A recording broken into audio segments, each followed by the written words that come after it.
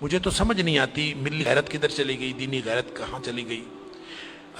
ہم پتہ نہیں زندہ ہیں، ہمارا زندہ رہنا جرم ہے اگر ہم ان کی مدد نہیں کر سکتے۔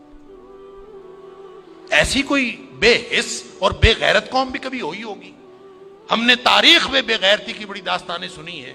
اللہ تعالیٰ قرآن میں فرماتا ہے وَمَا لَكُمْ لَا تُقَاتِلُونَ فِي سَبِيلِ اللَّهِ، اب تمہیں کیا موت پڑ گئی ہے، اب کیوں نہیں لڑتے تم اللہ کے راستے میں؟ والمستضعفین من الرجال والنساء والولدان الذین یقولون ربنا اخرجنا من هذه القرية الظالم اهلها۔ پوری دنیا پر ظلم کی داستانیں ساری دنیا دیکھ رہی ہے۔ مسجد اقصی کو آگ لگا دی گئی ہے، ہماری بچیوں کو، بہنوں کو، بیٹیوں کو وہ اپنے گھٹنے کے نیچے لے کے بیٹھے ہوئے ہیں، تصویریں سوشل میڈیا پر شیئر ہو رہی ہیں، بچے چھوٹے چھوٹے قتل کیے جا رہے ہیں، کسی کو غیرت نہیں آ رہی۔ مجھے تو یوں لگتا ہے یہ ہماری نمازیں، ہمارے سجدے کیسے قبول ہوں گے؟ ہم جو مجرم ہیں جو آرام سے بیٹھے رہیں، کیا کریں؟ بے بسی کی انتہا ہے۔ میرا دل یہ کر رہا تھا کہ میں پاکستان کے جو حکمران ہیں، اگر 58 اسلامی ملکوں کے حکمرانوں کو تو ہم کچھ نہیں کہہ سکتے، اپنے ملک کو حکمرانوں کو تو کچھ کہہ سکتے ہیں کہ حکمرانوں اور فوج کے سپہ سالاروں، اگر تم ان کی مدد کر سکتے ہو تو کرو، ذمہ داری تو تمہاری ہے۔ نہیں کر سکتے نا تو ہمیں ایک جہاز میں بھر کے وہاں بھیج دو، کم از کم ہم عزت کی موت ماری جائیں، کم از کم جا کے ہم وہاں پہ ان کے ساتھ شہید ہو جائیں، اللہ کو قیامت کے دن ہم اور نبی کریم صلی اللہ علیہ وسلم کو چہرہ دکھانے کے تو قابل ہوں کہ اللہ ہمیں غیرت تھی، ہمارے اندر کو ملی اور دینی غیرت تھی۔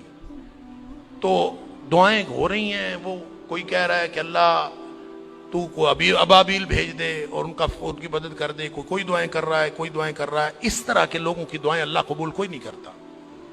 دعاؤں کے لیے بھی غیرت کی ضرورت ہے، آپ پہلے قدم اٹھائیں پھر اللہ سے دعا کریں۔ وہ بیچارے ساری ساری رات وہ لڑتے ہیں ان کے سامنے، دعا تو ان کی ہے، اور اللہ نے یہ آزمائش میں سمجھتا ہوں ان کی نہیں ہے، وہ تو جنتی ہیں، وہ تو انشاءاللہ بخشے ہوئے ہیں۔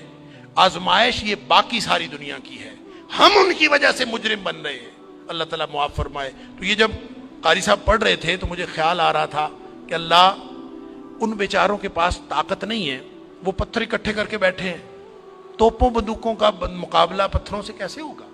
یا اللہ تو ابابیل بھیج دے، اور تو جس نے ابرہہ کو اور اس کے لشکر کو تباہ و برباد کر دیا تھا، اللہ اس دور جدید کے ابرہہ کو جو ہماری مسجد اقصی کو تباہ کرنے کے لیے آیا ہے اور پوری ملت اسلامیہ دہشت گرد پھر مسلمانوں کو کہا جا، بدبخت پوری دنیا میں بدترین دہشت گردی کرتے ہیں اور پھر بات کرتے ہیں مسلمانوں کی دہشت گردی کرتے ہیں۔ میں تو سمجھتا ہوں پورے 58 اسلامی ملکوں کو اعلان جنگ کر دینا چاہیے، لڑتے لڑتے مر جانا چاہیے، اس زندگی سے وہ موت بہتر ہے۔ ہم نے کیا کیا ہوا ہے؟